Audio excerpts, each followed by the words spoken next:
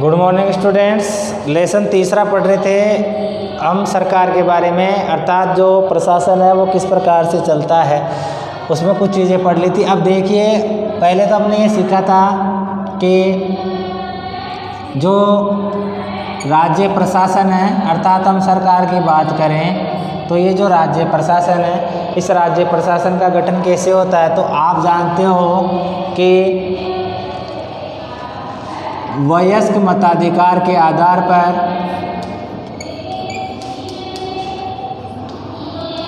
वयस्क मताधिकार क्या होता है? जो व्यक्ति 18 वर्ष या इससे अधिक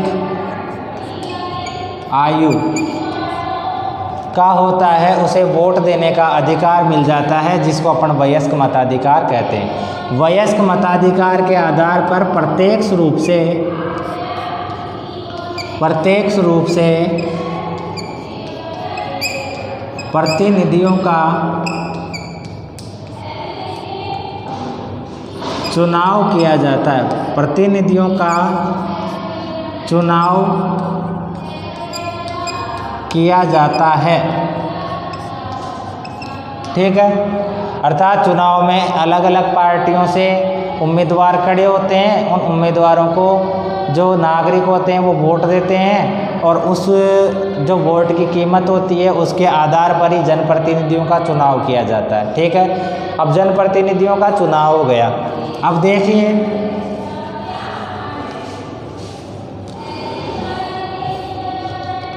जैसे हम बात करें इसमें हिमाचल प्रदेश की विधानसभा के बारे में दिया गया है, और उस हिमाचल प्रदेश की विधानसभा के बारे में ही हम पढ़ेंगे। सबसे पहली चीज़ तो बताई थी मैंने आपको कि विधान सभा के सदस्य, इनको हम क्या कहते हैं? इनको हम कहते हैं विधायक, ठीक है। और विधायक को अंग्रेजी में क्या कहते हैं? MLA, अर्थात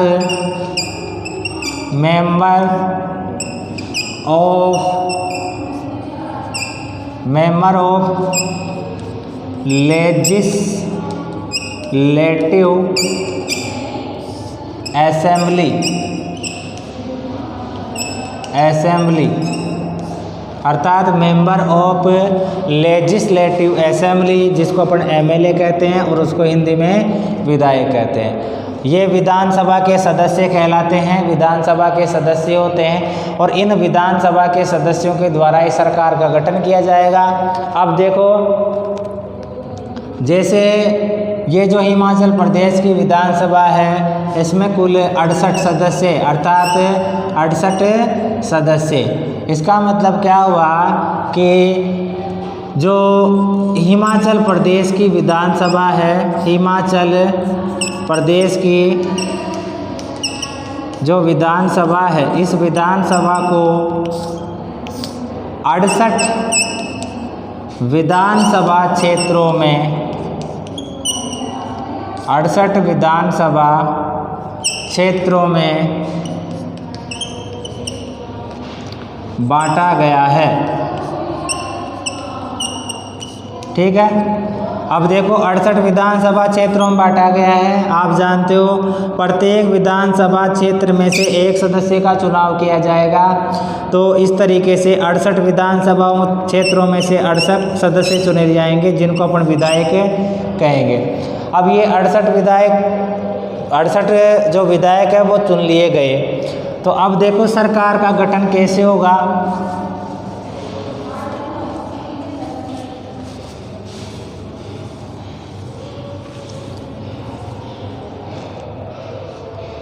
देखिए,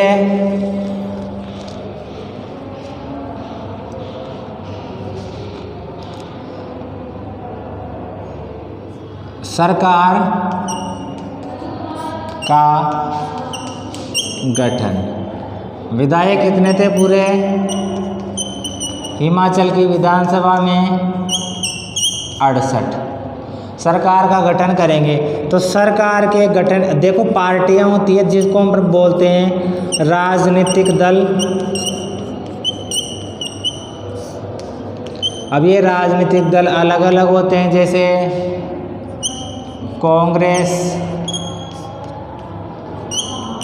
BJP, Samajwadi party, Bahujan Samajwadi party, आप, है ना, ये कई पार्टियां हैं जो अपने उम्मीदवारों को चुनाव में खड़ा करती है। तो जिस दल को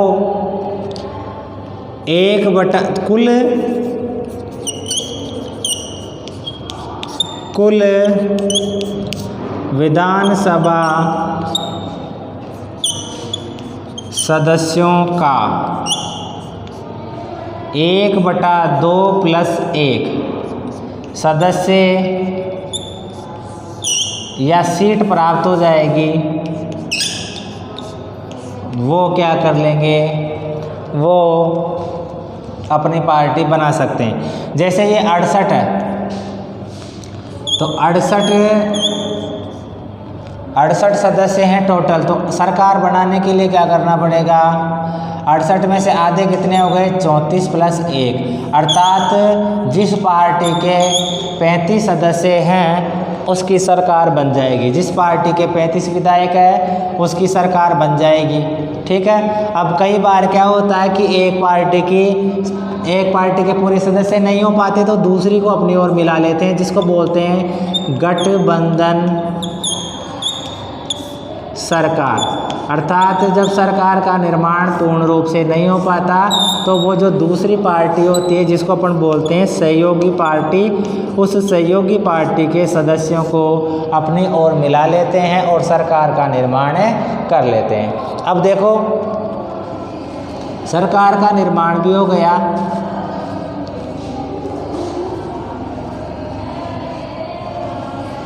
तो अब विभिन्न प्रकार के तो मंत्री बनाए जाएंगे और उनका एक प्रधान भी होगा जिसे अपन कहते हैं मुख्यमंत्री। तो ये जो मुख्यमंत्री है, इस मुख्यमंत्री की नियुक्ति तो करता है राज्यपाल।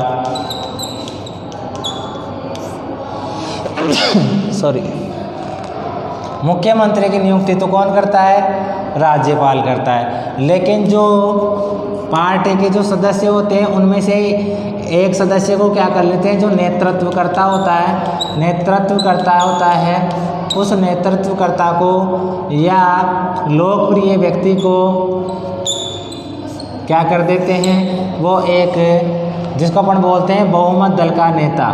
बहुमत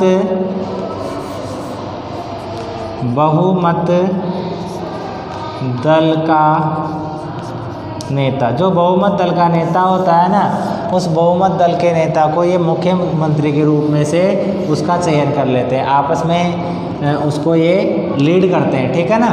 तो अब जब ये लीड करेगा, ये लीड करेगा सबको, तो ये बहुमत दल का नेता हो गया, नेतृत्वकर्ता हो गया, लोकप्रिय नेता हो गया। तो इसको ये जो राज्यपाल होता है, ये राज्यपाल मुख्यमंत्री के रूप में इनको क्या कर देता है, इसकी नियुक्ति कर देता है। अर्थात मुख्यमंत्री की नियुक्ति किसके द्वारा की जाती है, तो मुख्यमंत्री की नियुक्ति किसके द्वारा की जाएगी, तो मुख्यमंत्री की नियुक्ति की जाएगी राज्यपाल के द्वारा। तो इस तरीके से सरकार का गठन हुआ। अब देखिए बात करते हैं हम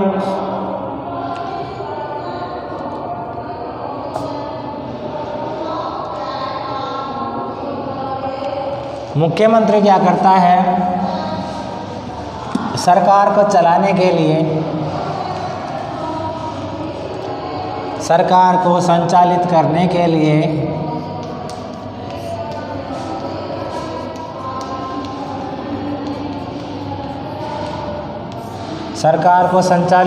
के लिए एक मंत्री परिषद होती है, और ये जो मंत्री परिषद होती है, यह मंत्री परिषद मुख्यमंत्री के अनुसार होती है। मुख्यमंत्री के अनुसार होती है, अर्थात जो मुख्यमंत्री कहता है उसी को मंत्री बनाया जाता है। मंत्रियों की नियुक्ति भी, मंत्रिपरिषद की नियुक्ति या मंत्रियों की नियुक्ति भी राज्यपाल के द्वारा की जाती है। अगर हम वर्तमान में बात करें तो